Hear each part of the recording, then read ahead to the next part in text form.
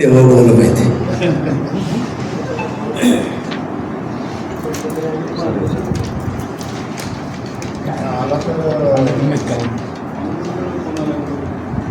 अजून इथं दिसायला आहे म्हणजे फोन आला की नाही.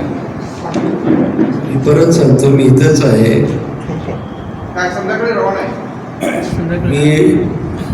मी इथंच आहे. उद्या सकाळी संध्याकाळी आपले सामुदायिक विवाह आहे, त्याच्यामुळे या वधूवरांना आशीर्वाद देण्यासाठी परिवारातलं लग्न असल्यामुळं मी इथंच आहे.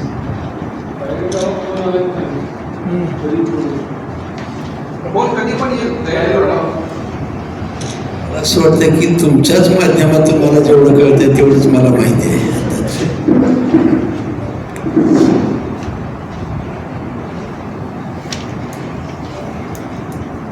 आणि मी एकच तुलना करत होतो, माझी एकच मागणी होती मतदाराला. 2014ला तुम्ही मताच्या रूपाने मला दान दिलं, तुम्ही मताच्या रूपाने कर्ज दिलं, तुम्ही मताच्या रूपाने आशीर्वाद दिला. आणि माझं मत आहे म्हटलं, ते दान तुमचं सत्पात्री बहुतेक गेलं असं, दिल्यानं कर्ज परतफेड व्याजासहित केलं असं, आशीर्वाद थोडा दिला असं, तेवढा आशीर्वाद परत 19ला रिपीट तसंच केला म्हटलं तुम्ही.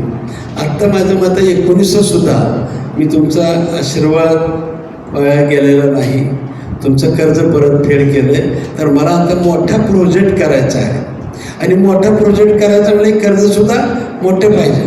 आणि म्हणून मतदारांनी ऐकलं, आता 2 वेळेस कर्ज फेडल्यावर बँकेमध्ये पत वाढते साधारण.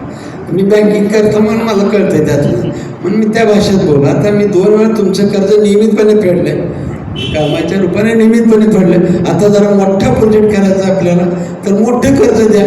आणि काय लोकांनी ती माझा कर्जाचा अर्ज इतक्या फास्ट मंजूर केला की 77 मताधिक्यांनी माझ्यावर कर्जाचा डोंगर ठेवला आहे. आता माझी जबाबदारी आहे, हे कर्जाचा डोंगर ज्या प्रोजेक्टसाठी घेतलेला आहे तो प्रोजेक्ट पूर्णत्वास घेऊन जाणं आणि परत एकदा परतफेड करून अजून परत मागणी, हे माझं काम.